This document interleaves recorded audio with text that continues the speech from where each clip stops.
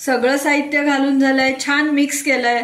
आता झाकण लावून आपण फक्त एक शिट्टी करून घेणार आहोत, म्हणजे आपली भाजी तयार।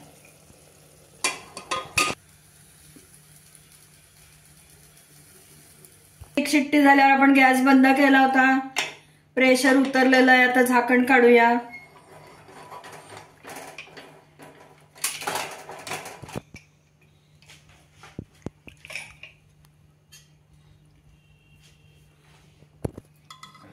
बघू शकता, वाव, मस्त चमचमीत झणझणीत अशी दोडक्याची भाजी अगदी कुकरमध्ये 5 मिनिटात एका शिट्टीत तयार झाली आहे। नमस्कार, मी अश्विनी डिके। आज अश्विनी स्वादिष्ट किचन मध्ये आपण दोडक्याची भाजी कशी करायची बघणार आहोत। अगदी चमचमीत झणझणीत सगळ्यांना आवडेल अशी ही भाजी आहे। दोडकं सहसा आवडत नाही कोणाला, पण आपण आज ज्या पद्धतीने भाजी करणार आहोत त्या पद्धतीने तुम्ही भाजी करा, नक्कीच घरातल्या सगळ्यांना आवडेल। पटकन साहित्य बघून घ्या, लगेचच कृती करूया। आज आपण दोडक्याची भाजी करतोय। बाजारातून मी 300 ग्रॅम दोडका आणलेला आहे। दोडक्याच्या वरती हे जे कडक भाग आहे वर आलेला, तो आपल्याला साल काढण्याने काढून घ्यायच्या आहेत त्या शिरा, आणि नंतर दोडकं चिरून त्याच्या फोडी करायच्या आहेत। त्यामध्ये घालण्यासाठी मी इथे 2 तास हरभऱ्याची डाळ भिजत घातली होती। साधारण 2 टेबलस्पून एवढी डाळ मी भिजत घातली होती। भिजवल्यानंतर ती डबल होते। डाळीचं प्रमाण आपल्या आवडीनुसार कमी जास्त करू शकतो। मी इथे हरभऱ्याची डाळ वापरली आहे, मुगाची डाळ सुद्धा वापरली तरी काही हरकत नाही। अर्धा टोमॅटो बारीक चिरून घेतलेला आहे। एक मध्यम आकाराचा कांदा बारीक चिरून घेतलेला आहे। कांदा ऑप्शनल आहे, वापरायचा नसला तर घालू नका। भरपूर सारी कोथिंबीर बारीक चिरून घेतलेली आहे। हा आपला घरी बनवलेला झटपट सब्जी मसाला आहे, त्याची लिंक मी तुम्हाला डिस्क्रिप्शन बॉक्समध्ये देईनच। पाव टीस्पून धनेपूड, पाव टीस्पून जिरेपूड आहे। 1 टेबलस्पून एवढं भाजलेलं खोबऱ्याचा किस आहे, सुका खोबऱ्याचा किस। कायमच मी भाजून ठेवते, म्हणजे तो लवकर खवट होत नाही। थोडासा गूळ घालायचा आहे। गूळ ऑप्शनल आहे, पण गुळामुळे भाजीला चव छान येते। चवीनुसार मीठ घालणार आहोत आणि अर्धा टीस्पून एवढं लाल तिखट घालणार आहोत। तिखटाचं प्रमाणही आपण आवडीनुसार घालायचं आहे, कारण आपला जो झटपट सब्जी मसाला आहे त्यामध्ये सुद्धा थोडं तिखट आहे। यामध्ये आपण कांदा लसूण मसाला किंवा आपला रोजचा गोडा काळा मसाला वापरणार नाही आहोत। पटकन भाजी करायला घेऊया। आपण साल काढण्याने पहिल्यांदा शिरा काढून घेऊया। याच्या अशा पद्धतीने आपण शिरा काढायच्या आणि नंतर त्याच्या फोडी करून घ्यायच्या। बघू शकता, आपण दोडक्याच्या सगळ्या या शिरा काढून घेतल्यात। या शिरांची सुद्धा खूप छान परतून चटणी होते बरं का। आता आपण या शिरा काढलेल्या दोडक्यांच्या फोडी करून घेऊया। या साईजचे आपण लांब लांब पीस काढून घेऊया आणि नंतर त्याचे उभे काप करून घेऊया। अशा पद्धतीने सगळे आपण दोडकं चिरून घेऊया।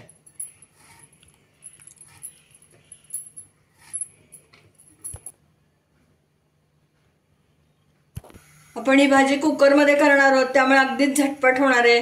1 टेबलस्पून तेल घालतेय। तेल तापलंय, मोहरी घालूया। गॅसची फ्लेम बारीक करते। मोहरी तडतडली, आता जिरं घालूया।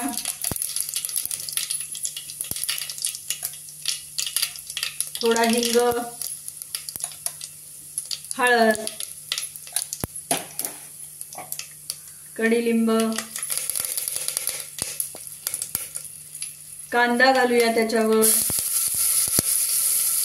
डाळही घालूया भिजवलेली।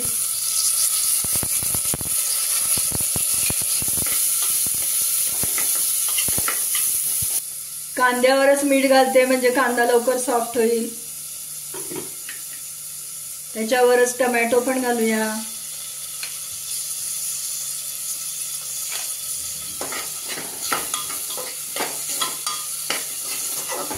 आता एक एक करून बाकीचे सगळे मसाले घालूया। लाल तिखट, धनेपूड, जिरेपूड, सुकं खोबरं, भाजलेलं सुकं खोबरं आहे,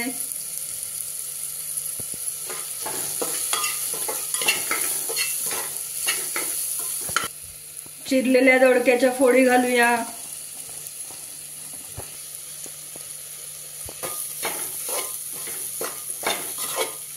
कोथिंबीर घालूया, थोडी कोथिंबीर गार्निशिंगसाठी ठेवून देते, गूळ आणि आपला घरी केलेला स्पेशल झटपट सब्जी मसाला।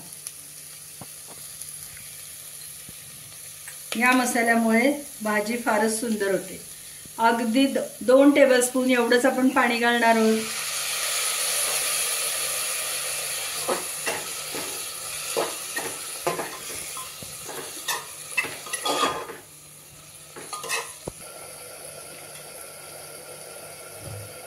सगळं साहित्य घालून झालंय, छान मिक्स केलंय। आता झाकण लावून आपण फक्त एक शिट्टी करून घेणार आहोत, म्हणजे आपली भाजी तयार।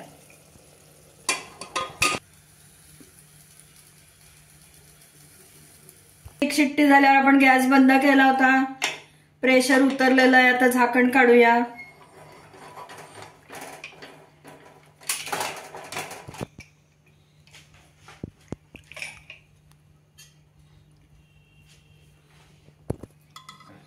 बघू शकता, वाव, मस्त चमचमीत झणझणीत अशी दोडक्याची भाजी अगदी कुकरमध्ये 5 मिनिटात एका शिट्टीत तयार झाली आहे। काढून घेऊया।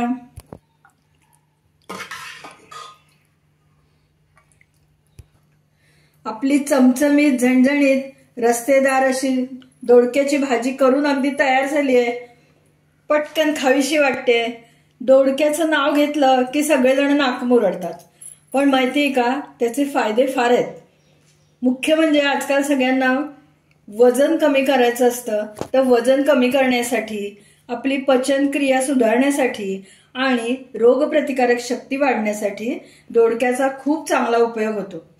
त्यामुळे प्रत्येकाने नक्कीच ही भाजी खायला पाहिजे। तुम्ही या पद्धतीने दोडक्याची भाजी करून बघा आणि मला नक्की कमेंट द्या। तुम्हाला जर आजचा डाळ घालून केलेला दोडक्याच्या भाजीचा व्हिडिओ आवडला असला, ही रेसिपी आवडली असली तर लाईक करा, जास्तीत जास्त लोकांमध्ये शेअर करा आणि माझ्या चॅनलला सबस्क्राईब करा। सबस्क्राईब करताना शेजारचं बेल आयकॉनही दाबायला विसरू नका, म्हणजे मी वेळोवेळी पाठवलेली नोटिफिकेशन्स तुमच्यापर्यंत अगदी लगेच पोहोचतील। पुन्हा आपण नवीन अशा छानशा टेस्टी स्वादिष्ट रेसिपीसह लवकरच भेटूया। तोपर्यंत धन्यवाद।